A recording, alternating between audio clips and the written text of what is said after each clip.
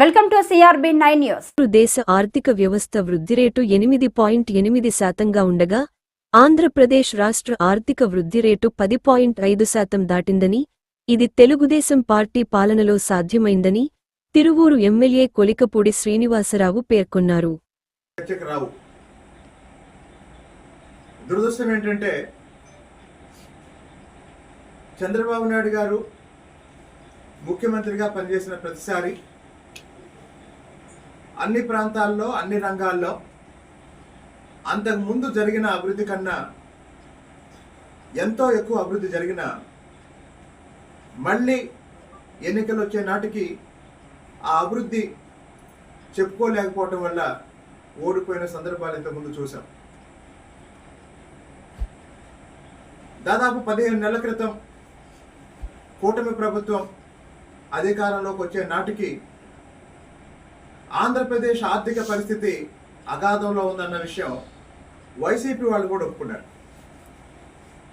మరి ఆర్థికంగా అగాధంలో ఉన్న రాష్ట్రాన్ని మళ్ళీ ఈ దేశంలోనే నంబర్ 1 రాష్ట్రం చేస్తాను అని చెప్పేసి చంద్రబాబు నాయుడు గారు ప్రజల దగ్గరికి వెళ్ళి మాకు అధికారాన్ని ఇవ్వండి, రాష్ట్రాన్ని అరాచక పాలన నుండి అలాగే ఆర్థిక అగాధం నుండి కాపాడుతామని చెప్పి ప్రజల మద్దతుతో ప్రభుత్వాన్ని ఏర్పాటు చేసి ఈ 15 నెలలుగా చంద్రబాబు నాయుడు గారి ప్రభుత్వం, చంద్రబాబు నాయుడు గారి నాయకత్వంలోని కూటమి ప్రభుత్వం నిరంతరం చేసిన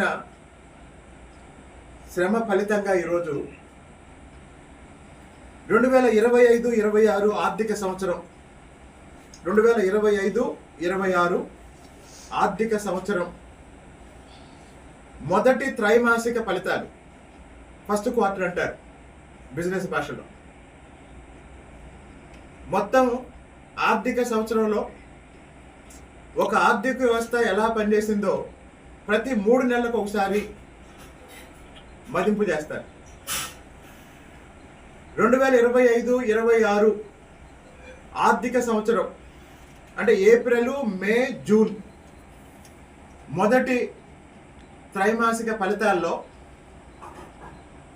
జాతీయ స్థాయిలో అంటే భారతదేశ ఆర్థిక వ్యవస్థ 8.8% వృద్ధిని రికార్డు చేస్తే, భారతదేశ ఆర్థిక వ్యవస్థ 8.8% వృద్ధిని రికార్డు చేస్తే, అదే సమయంలో ఆంధ్రప్రదేశ్ రాష్ట్ర ప్రభుత్వం 10.5% ఆర్థిక వృద్ధిని నమోదు చేసింది.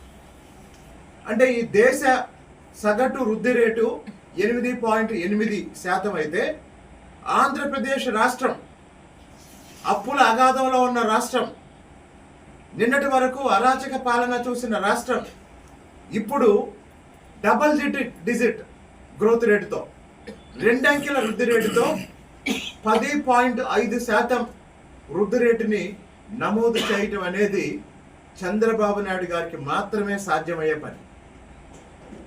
చంద్రబాబు నాయుడు గారికి మాత్రమే సాధ్యమయ్యే పని. 2014-2019 మధ్యకాలంలో కూడా ఇలాగే జాతీయ సగటును అధిగమించి డబుల్ డిజిట్ గ్రోత్ సాధించిన రాష్ట్రాన్ని, ఆ తర్వాత 5 సంవత్సరాలు పాలించిన జగన్మోహన్ రెడ్డి శ్రీలంక పక్కన, ఇథియోపియా పక్కన, ఇతర చితికిపోయిన దేశాల పక్కన పెట్టాడు.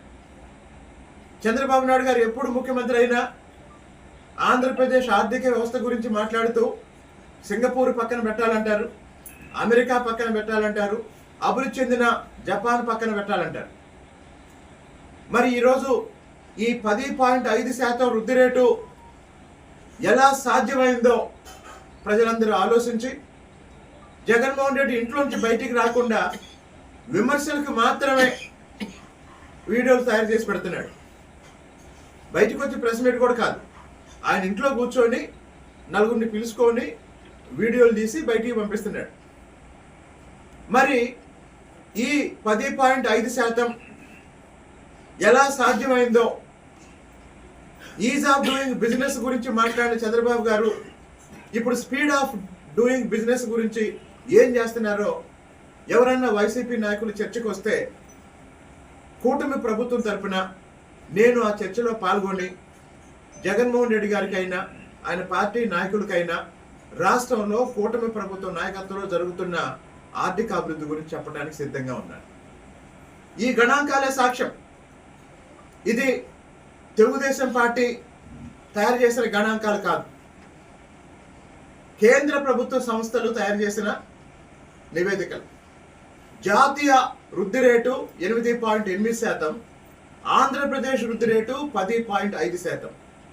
కాబట్టి రాష్ట్రంలో జరుగుతున్న అభివృద్ధికి సహకరించమని, అలాగనే సంక్షేమ కార్యక్రమాల్లో ఎక్కడైనా పొరపాట్లు కానీ చిన్న చిన్న తప్పులు కానీ ఉంటే మాజీ ముఖ్యమంత్రిగా రాష్ట్ర ప్రజల అభివృద్ధి కోరుకుంటే కూటమి ప్రభుత్వానికి సలహాలు ఇవ్వమని జగన్మోహన్ రెడ్డి గారికి సందర్భంగా విజ్ఞప్తి చేస్తున్నా. అలా కాకుండా పవన్ కళ్యాణ్ గారిని, చంద్రబాబు నాయుడు గారిని, అలాగనే అచ్చెన్నాయుడు గారిని ఇష్టం వచ్చినట్టు మాట్లాడితే జగన్మోహన్ రెడ్డి గారికి మళ్ళీ ఇంకోసారి రాబోయే ఎన్నికల్లో 11 కన్నా తక్కువ సీట్లతో ఈసారి పులివెందుల్లో కూడా తెలుగుదేశం పార్టీ అభ్యర్థిని గెలిపించడం ద్వారా ప్రజలు బుద్ధి చెప్తారని జగన్మోహన్ రెడ్డి గారికి తెలియజేస్తున్నారు.